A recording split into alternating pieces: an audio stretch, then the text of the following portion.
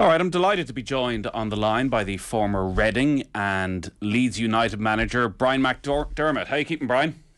I'm good, Nathan. How's yourself? Very well. Thanks a lot for joining us. I say former Reading, former Leeds United manager. You've held a lot of other interesting roles in football as well, and an important role in the development of Irish players through the years, the likes of Shane Long, Kevin Doyle. I heard you're so good at spotting players that you saw Shane Long do a warm-up before a League of Ireland game, and that was enough to convince you that there was something there to bring him to Reading. God, that makes me sound like an amazing scout, doesn't it?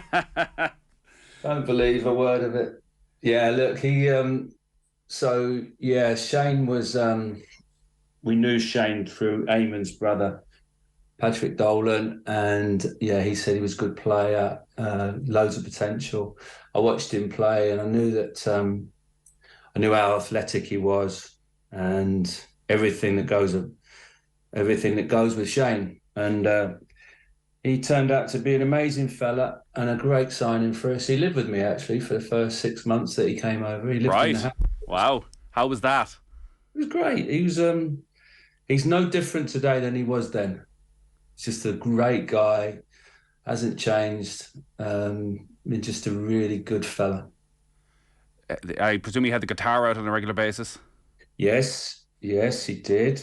And I didn't realise he could play. We had a party here once, and he played. He blew everybody away. Actually, the funny thing about it was the first day he went into training, we didn't have too many players at the time. It was 2005-06 season, and he was coming into the training ground. Kevin was there, and he was obviously only 18 years of age. And I stuck a guitar in the back of the boot. And we went into lunch, and there was all the first team players. Steve Coppell was in there, our manager at the time. And I brought the guitar out and I gave it to him and made him play in front of all the lads. He was absolutely devastated, didn't want to do it. But I knew, because he was that good, that his credibility would go through the roof as soon as he started playing. Forget his football. And he played, and I'm not sure he was too happy with the fact that I made him do it. But listen, he was great, absolutely great. And the lads loved him.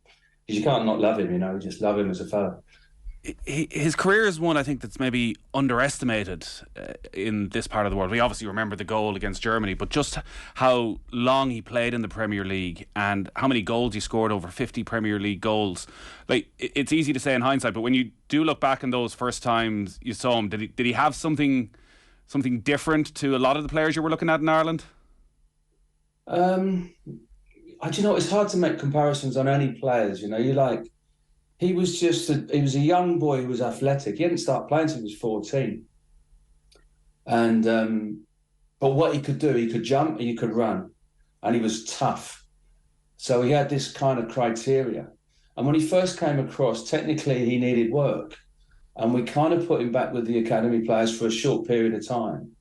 And we started to develop him, but he developed really, really quickly. Technically he started to get there. Yeah.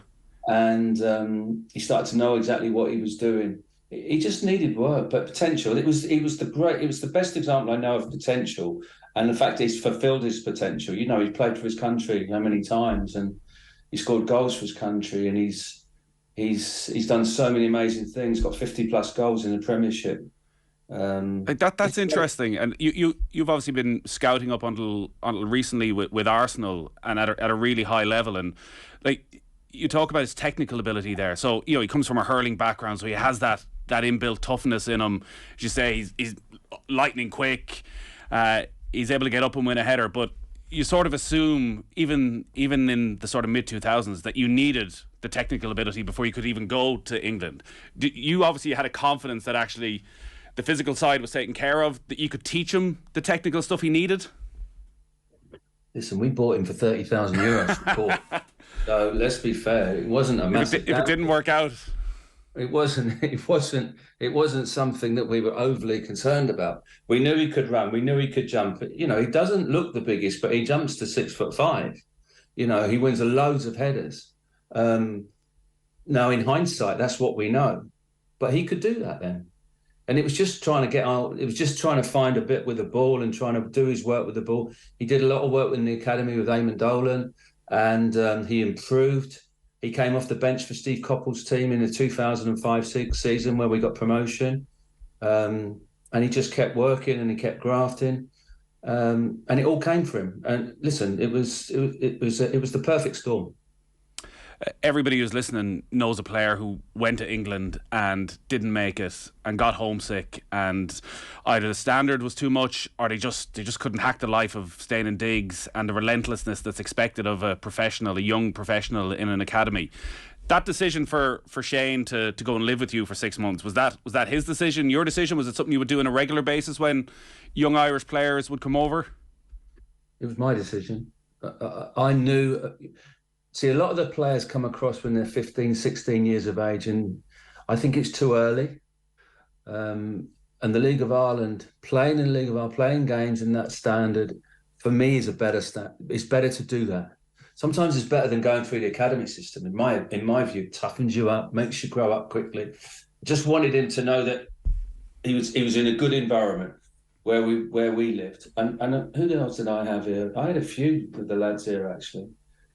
Who stayed, and I was very happy to have them, because I went to Sweden in 1986 and I went to Sweden in 1984, and I remember being on my own and I thought, cool, this is hard work, in 1984 in particular. And you don't want someone coming across and just leaving them there. You know, you want them to be part of a family, and Shane was part of the family really for that sort of 4 or 5 months. Then he found himself a flat, his mum came across, he bought himself a car, and then he went his own way. We've actually been having this conversation on the show over the last week or so about players staying because of Brexit, that they're going to have to stay those 2 years longer, which for their maturity and their education, it feels like it's a real positive thing, but also questioning whether the League of Ireland academy system is ready to educate them football-wise the way they would be if they had gone to an academy. Have you thoughts on that? The fact that a lot of players, and Evan Ferguson, if he was moving now, would have to wait till he was 18, and the impact that might have on Irish players trying to break through? I think some it will work for, some it won't work for. You know, that's the thing. I like the idea they come across at 18, 19. Doyle, Kevin came across at 21, you know, and look what happened to him. So he was ready. He was match ready virtually. And he started to play quite regularly, and he was playing for Cork. So I kind of like that way forward. I just think just wait at home, just stay at home for a period of time, play your football, be with your family, be comfortable, and when you're right and you feel ready to come, then come and play. That would be my preferred route if I was a parent, so to speak. We've gone off on a bit of a tangent. I didn't expect 10 minutes on Shane Long, but it's certainly worth talking about. Your interest in Ireland wasn't just a professional interest. Your dad was from Sligo, your mum was from Clare. There's Irish blood through and through. Oh, yeah. So look, my story is quite sad, actually. Not so sad now. I've kind of come to some kind of terms with it. When I was 17, in 1979, I had a choice of Ireland and England, and I spoke to my father. Don Howe was the English assistant manager at the time. Don Howe was he was at Arsenal, and he sort of said, you know, you've got to play for England and this, that, and the other. I've got Irish bones, Irish blood. I played for England in a youth tournament, and I kind of think I remember about sort of 6 to 8 months later, after playing in this thing, I think, oh my God, I don't belong here. This is not. So I felt like a complete imposter as far as what the country I was playing for. It's no disrespect to this country. I live here, but my blood is completely Irish, and I felt a complete traitor. And I felt like that for years and years and years and years. And that was one of the issues I had. You know, it was one of the major issues I had, and why I turned to something I shouldn't have done. Just to try to numb that feeling. And, you know, I always say to people, God, I'd give anything now for one Irish cap. And maybe if I'd have had that one Irish cap, I wouldn't have gone through the stuff that I went through in my life as far as football's concerned and actual life's concerned. But maybe it wasn't the truth. I don't know. But, it was, for me, it was, and I think about it every day, even now, to this day. Right. Even to this day. And that was the rule then, was because you had played for the England under-17s. Yeah. You could never switch. No, you couldn't. And you know, it wasn't. And if you'd left me another 8 months, or I would have had much more of a mind of my own. You know, I would have done. That's not right for me.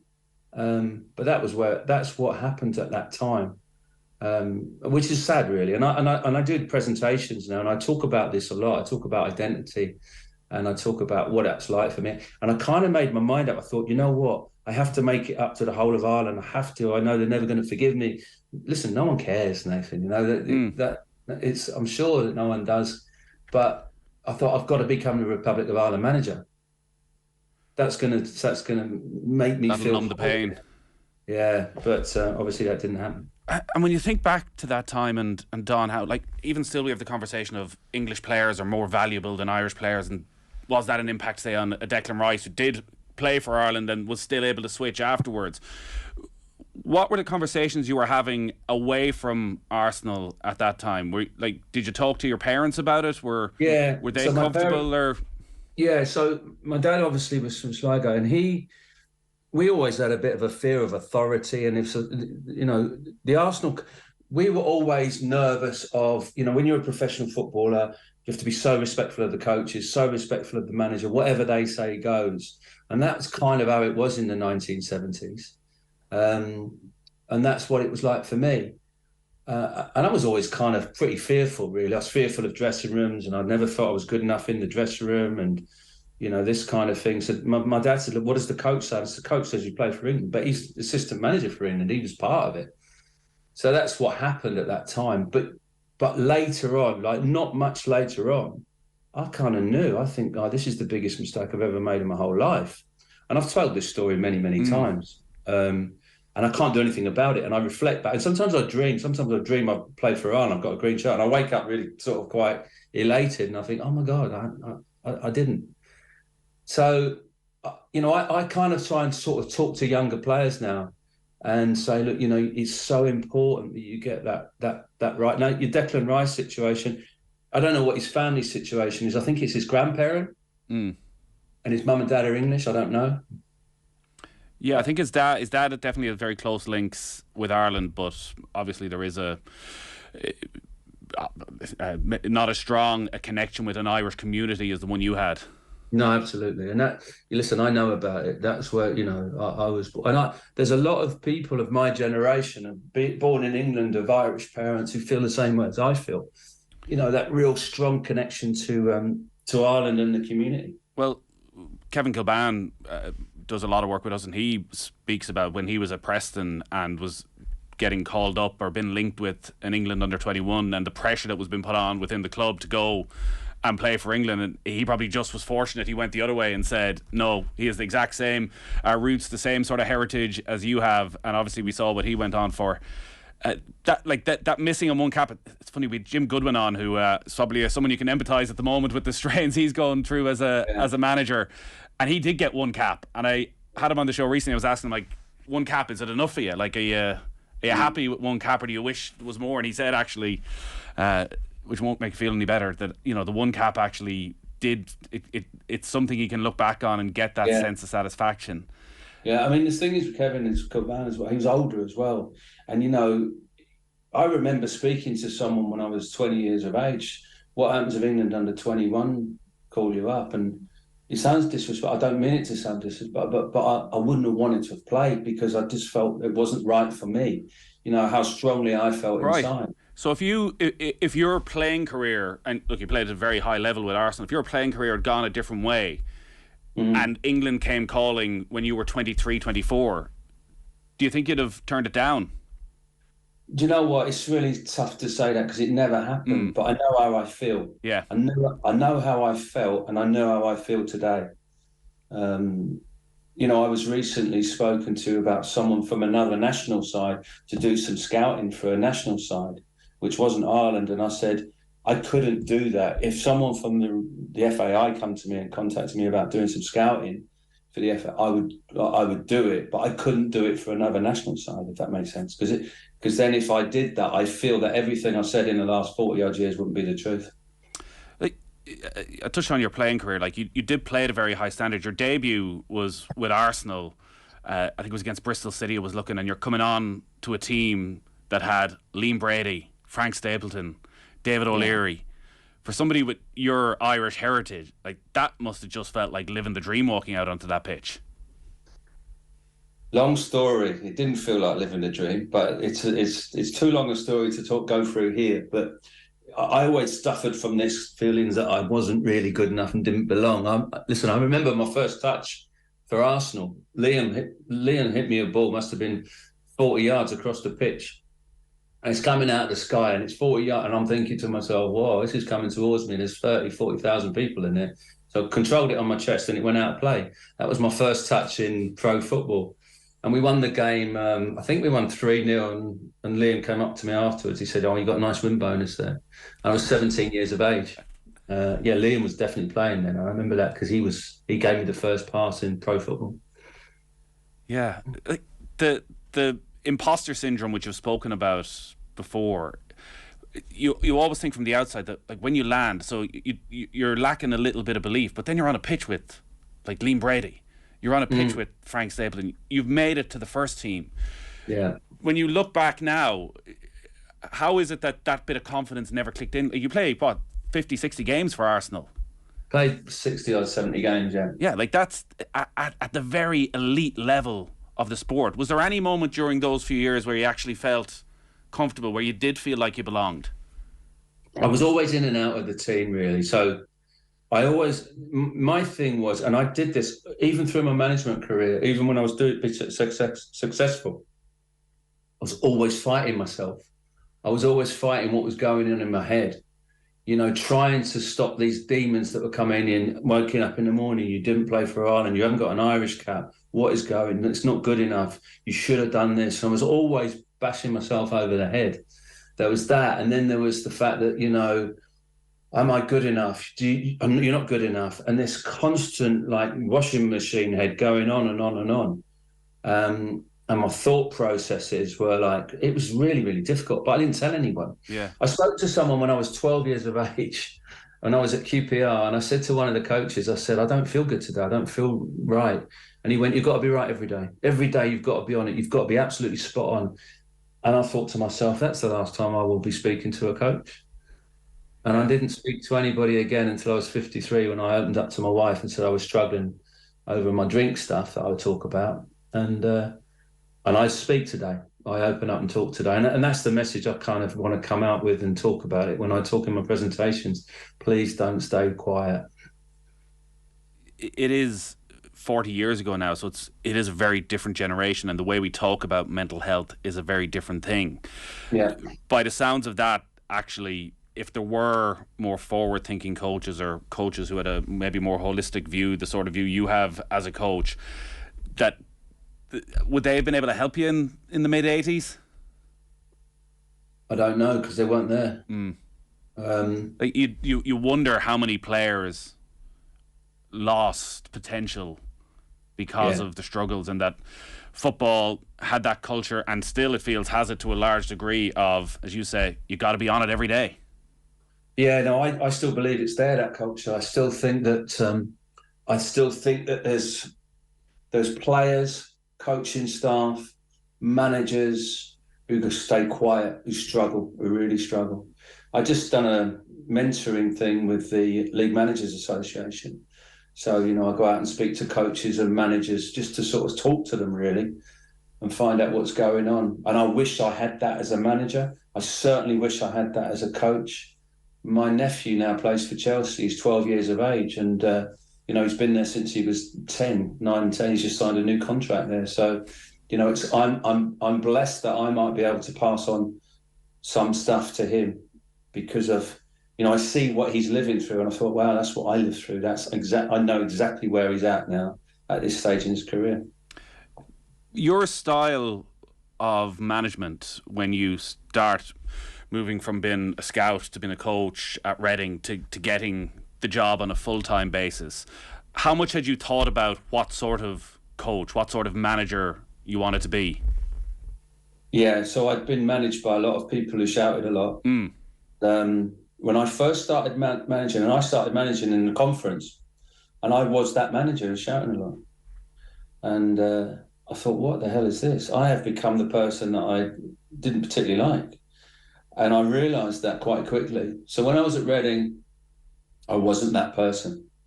I was very good at, I think I was good at, I was good at saying to the team, listen, we can win this game at Anfield. We can win at Man United. We can win at Liverpool. I had quite a big ego as far as that was concerned, but at the same time, I had the tiniest self-esteem you could imagine. So I'm sitting in the dressing room at Anfield or at Sheffield Wednesday, and it happened once, and I'm thinking to myself, we're going to get beat 6-0 here, live on TV. This is going to be absolutely humiliating. And actually, that happened once when I was manager at Leeds. We got beat 6-0. Once it happened in my career. I've managed about 500 games. And I remember being in that dressing room, and it happened to me all the time. I hated being on my own. I literally hated being on, and I was always on my own in the dressing room, away from home. And I tried to cope with that sort of feeling of being on my own before you walk out onto the pitch. And that was a real drama for me between 2:15 and 3:00 and 2:45. From the outside, that just doesn't make sense to people who would have looked at you, because again, all we see is the public side, and it feels like there's almost three parts to your life. There's the public facing side, which is you, the guy who goes and match of the day after the game, and you have to put a brave face on it and you can't show any vulnerability whatsoever. There's a professional side where there's insane pressures coming from above, from chairmen who at times can be erratic depending at the club you're at, but you have to keep things together for your players and for all the staff at the club. And then the private side that we just don't see, that it's carnage behind the scenes. It feels like at certain times that like there's such a struggle going on that you cannot let out. Like that's an incredible balancing act that you have to go through for, it felt like, for your entire managerial career. And my playing career, same. It's not carnage; it's carnage in my head. Right. That's the thing. So in my head, it's carnage. It's not carnage around me. So what I was good at was kind of looking after my staff, looking after my players. But I forgot one person, and that was me. And I realised today that, you know, on every day I wake up, I've got to do whatever I've got to do to make sure that I get in the best possible headspace. And I've got a bit of peace now. For the first time in my life, for the last 8 years or so, I've literally got a bit of peace, which is just, I live quite a simple life now. And I thought that, you know, if I had one cap for Ireland, that would have been the difference. If I became a Premier League manager, which I did, that would change it. If I got a bigger car, that would be the difference. If I got a bigger house, if I got an extension to the bigger house, that would make the difference. All of this stuff, you know, the Irish one will never happen, but, you know, all of this stuff I thought would make the difference to me. None of it did. And all of it is external. All of it's external stuff. And actually, I realise it's an inside job. I've got to look after what's going on inside me. All your former players seem to speak so highly of you as well, and you know, checked in with a couple of them over the last few days, and again, just a real warmth and affection for how you dealt with them and how you assisted them during your career. You were obviously you were giving so much to so many other people. When you look across football now and management, do you see a lot of people who you feel might have your type of personality but just haven't seen the light yet? I don't know. Do you know what? I really don't know is the answer to that. Sometimes I think it. I'd never say it in public because I don't know. I thought I was the only one in the world who felt the way that I felt. Since I've come out and started talking, I realise I'm not the only one. I mean, I do my presentations, I leave my email up on the thing, and people will email say, I felt like that, I felt this, and I felt that. And that's kind of, I don't want them to be going through struggles, but it's kind of a relief for me, because I think, well, I'm not the only one in the world who felt like that, and or feels like that, even on a daily basis. I know what I have to do now. I know I have to reach out and ring someone and say, look, I'm struggling. 2 days ago, I just got back from Scotland. I was on a trip, and I came back and I spoke to my wife. I said, I'm struggling today, and she went, you'll be fine. You know, it'll pass. And you know, that feeling of just to speak out loud and say, it's okay to say, oh, I'm not in a good place. And I woke up the next day, I was fine. So it goes back to the same thing. Open your mouth. For me, I have to open my mouth and talk about it. And you have been incredibly honest over recent years publicly about the struggles that you had with alcohol, with your mental health. When you talk to people who worked with you very closely, because you are in such a bubble when you're at a football club and you're seeing each other every day, were other coaches, staff members, players, were they shocked when they heard about what was going on internally? Well, so Nigel Gibbs was my assistant manager. He knew me better than anyone. Nick Hammond was my director of football. They didn't know. And I did a presentation, and Nigel was there recently in Reading. We did 3 nights. I did 3 nights and did this presentation and talked through the story of what happened and all the success or perceived success, etc. And Nigel was asked the question by someone, "Did you know?" And he said no. And no one knew. The only person who knew was my wife. And that was the only person who knew. Apart from that, no one knew. You were a bloody good manager. Like this time, 10 years ago, you were still in charge at Reading. I think it's coming up on the 10th anniversary of leaving, but you got them to a playoff final. Then you'd gone and got promoted the year after that. You'd gone on this brilliant run and winning 15 of 17 games. There was you were probably at a stage for a while where you're everyone's second favourite team, where people liked watching Reading and there was a good quality of football. It's crazy how quickly it can fall apart in the professional sense. Like I read an interview, a piece from the day you left Reading, and it was, well, this guy is not going to be out of work for very long. He will have his pick of clubs. You end up at Leeds quite quickly. Was it that case when you walked out of Reading in sort of March, when you left Reading in March 2013, of, you know what, I'll be all right? Or was that inner voice telling you, well, actually, that was my shot at the big time? No, I had bigger issues going on, really, that people didn't know about. So I'll tell you a little story. In 2013, January 2013, I won the Manager of the Month in the Premier League. And I had the trophy under my arm, and I put the trophy on the table, and my wife was there, and I said, "Oh, Sarah, I've just won the Manager of the Month, Premier League. Put the trophy down." She went, "Well done." And then she said, "Can you put the bins out?" I said, "Sorry?" She went, "Can you put the bins out?" I said, "What do you mean put the bins out?" I said, "Well," she said, "if you don't put the bins out, the bin men come tomorrow and they won't be there. So you need to put the bins out." And at that point, I thought, now I know what the problem is. She's the problem. 2 weeks later, I walked away from her for probably a year and a bit. And I've been married 27 years. So I had all of that going on. And, you know, this woman who's just the most amazing woman I walked away from, plus my kids, just because I just trying to fix whatever it was. It's the saddest story. And I've, you know, I reflect back on that person. I think, wow, who was that person who did that? That was obviously me who did that. And I feel, I look back at that time, and I look back, but I don't stare, because I can't. It's not good for me. And I'm very blessed that she took me back again after about a year and a bit after Leeds finished. But I had all of that going on as well. So when I lost my job in March 2013, literally 3 or 4 weeks later, I went to Leeds. She didn't feel, I know that from what was said now, that I was ready to go to Leeds. And actually did a half-decent job at Leeds until Christmas. We were 5th in the league. And then the Massimo Cellino came in and all of that. And I'm trying to deal with this ownership situation.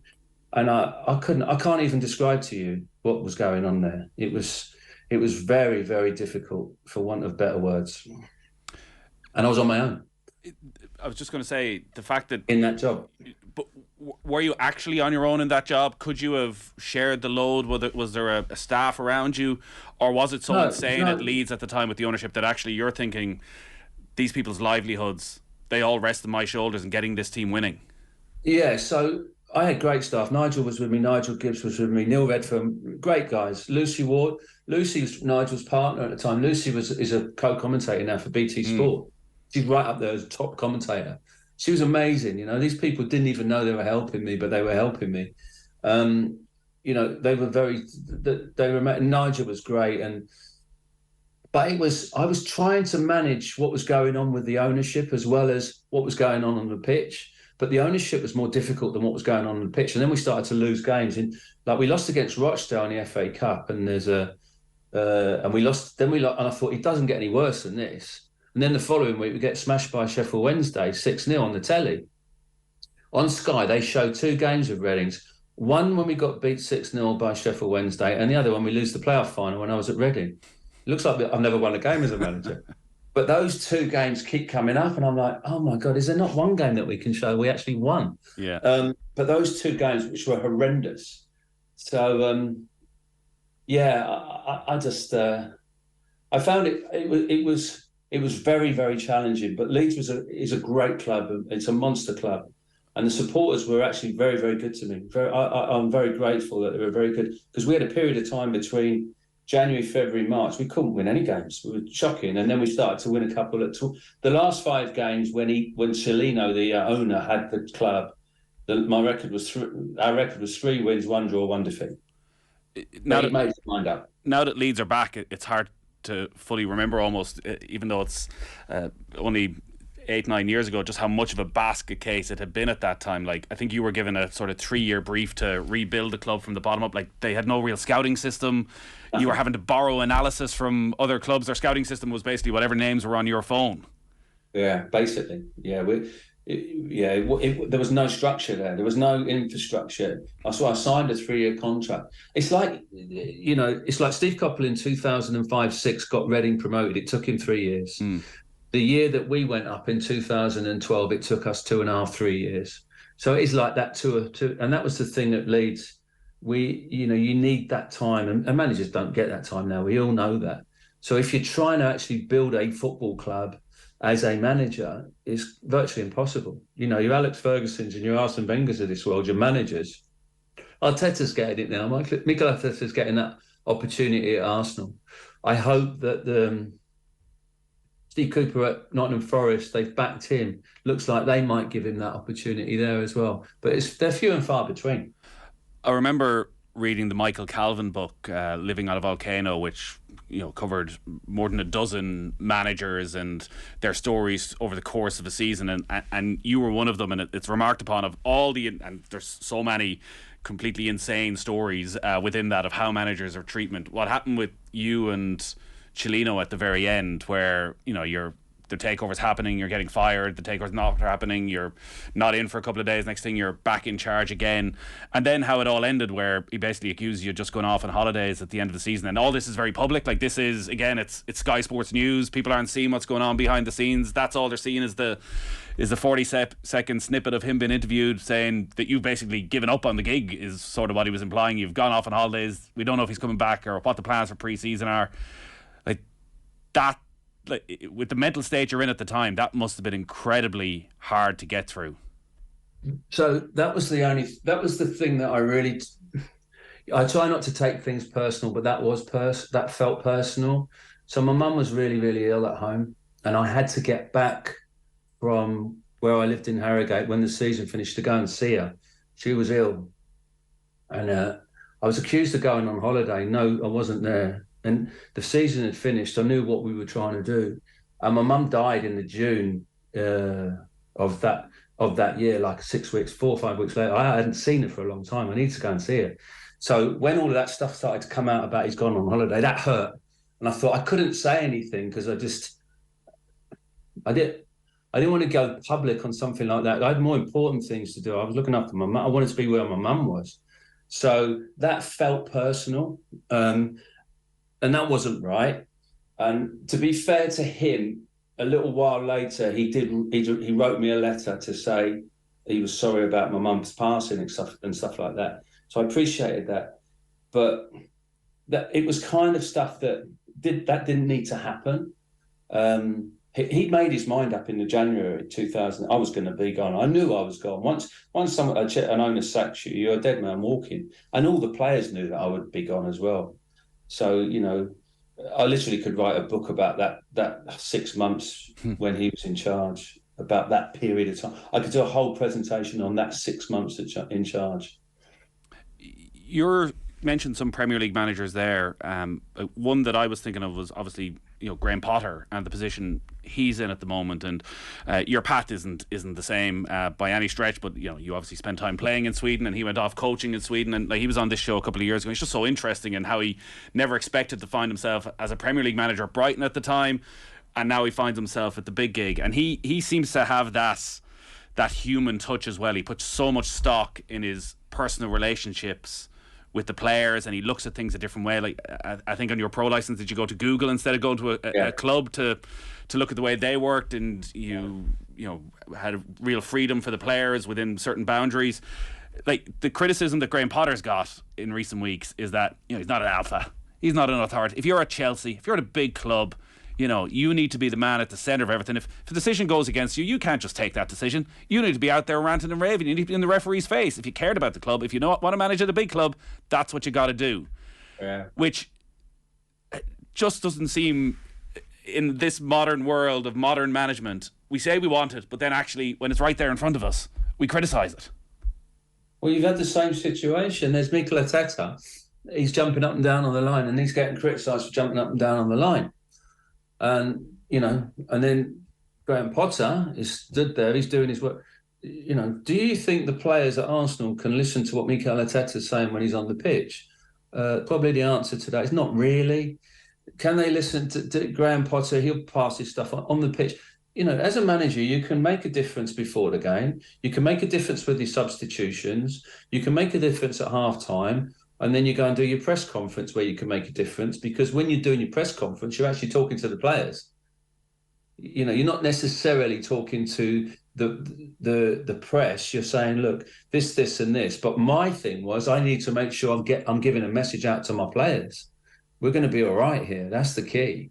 So it's a lot of macho stuff talked about what a manager should be doing, jumping up and down on the line or not. Be yourself. That's the most important thing. And he's being himself. Fair play to him. So since you left Leeds, you had a short spell back at Reading, but for the last 6 years or so, you've been out of frontline management. How do you feel about the game now? Oh, I love watching football. I love the game. I don't like some of the stuff that goes on within the game. I don't like certain things. I think the game, in a way, Stephen Corker put up a post about stats yesterday that I looked at on LinkedIn, and it talked about all these analytic stats that we've got, this, that, and the other. But we don't talk about, the heart of a player, the character of a player, another player helping another player out, a manager speaking to a player and how the manager makes him feel. And to me, that's the soul of football. And there's a little bit with all the stuff that we've got on the computer where we've lost, the game's lost its soul a little bit. And I'd like to think we can bring a bit of that back. I'd like to see a club where everyone's together, whatever level, the owner, the staff, the players. And actually, between 2000 and 2012 at Reading, we had that. We had a great owner. We had 4 managers. We had Alan Pardew, we had Steve Coppell, we had Brendan Rodgers, we had myself. 4 managers in that time. We knew we didn't have a lot of money, but we knew what the criteria was. We had a great director of football, and everyone was going in the same direction.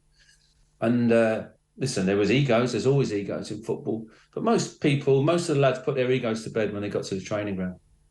We signed players like Ian Hart. Ian Hart, I had Ian for 2 years.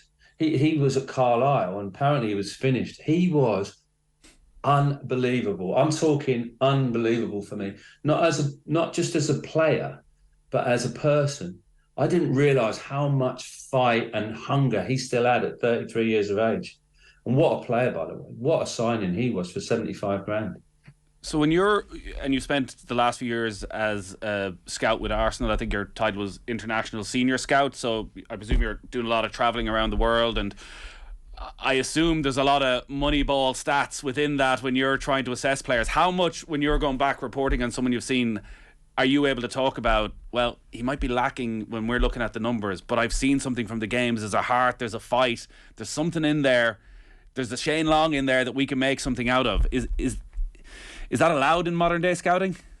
It is for me. That's all I talk about. That's what I do. That's me.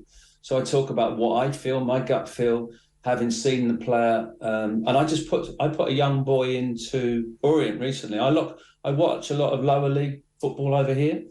And I saw this lad. I've watched him 3 or 4 times. He's a wonderful human being, centre half, 18 years of age, and he's just signed 18-month contract at Orient. And I'm sure he's going to be a real success.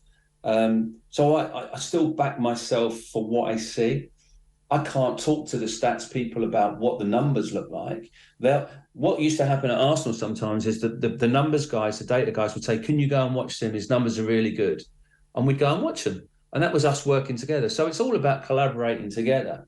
The stats and the data and everything is good, but actually having people on the ground and watching games as well is for me, absolute necessity.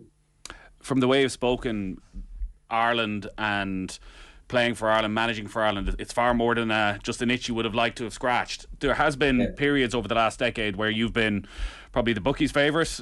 You've been strongly linked with the Ireland job. I think when both Giovanni Trapattoni left and Martin O'Neill got the job, and then around the time of the Martin O'Neill era as well, your name was probably still in the mix. Have you ever spoken to people about the Ireland manager's job, and is that still something that you dream about, or maybe even feel can still become a reality? No, I don't see that as a reality now. I mean, I've been out of management since 2016. If I could do anything to help, then I would. A bit of scouting or whatever, of course I would. It'd be an honour to do that, just to get a coat with a badge on, you know. It'd be an honour. But I think for me, it's like in 2013, I think was the closest, was when I think Martin got the job. And I would have been in the frame for that. But I just signed for Leeds at the time, and I felt a loyalty to the club. It was September, I think, when it happened. I don't know when it was. Yeah, it was. Yeah, it was that time of the year. Yeah, I remember it. And it was, I felt a real loyalty to, I just signed a 3-year contract. I couldn't just walk away. And I wasn't offered it. Martin O'Neill got the job anyway. So that would have been the closest I'd have got to it, to be absolutely honest. Yeah. Brian, it's been a real pleasure to talk to you, and thanks for being so open and honest. Are you still getting back to Ireland to watch matches? Like you did the hard yards. Kevin Doyle was telling me when you were scouting him when he was at Cork, you used to go up to Finn Harps to watch him. Yeah, I've been everywhere. I saw him. Yeah, we signed Alan Bennett, Dave Mooney, Kevin Doyle, Piers Sweeney, Shane Long. And I'm always banging on to people. I said, you need to get across the water on a Friday night to watch the games over there. Yeah. And it's so important, you know, to do that. I think there's players everywhere. And Ireland was a brilliant one for us. I mean, we got some great... And actually, I was in Ireland about 3 weeks ago. I did a presentation at ESB in Dublin, and amazing people there. That was great. So I was over about 2 or 3 weeks ago. But I used to spend every summer in Clare. We had a farm in Clare. My family had a farm in Clare. So I was always over there. But every time I went over there, I got an English accent. They called me English. And when I come back here, I was a plastic paddy. So, you know, it didn't help this kind of so much, this sort of, who the hell are you? That sort of thing. Yeah. You can't help your accent. No, but listen, it's been great to talk to you, and next time you're in Dublin, we'd love to have you in for a chat as well. Do give us a shout. Brian McDermott, thanks a million for joining us. Thanks, Nathan.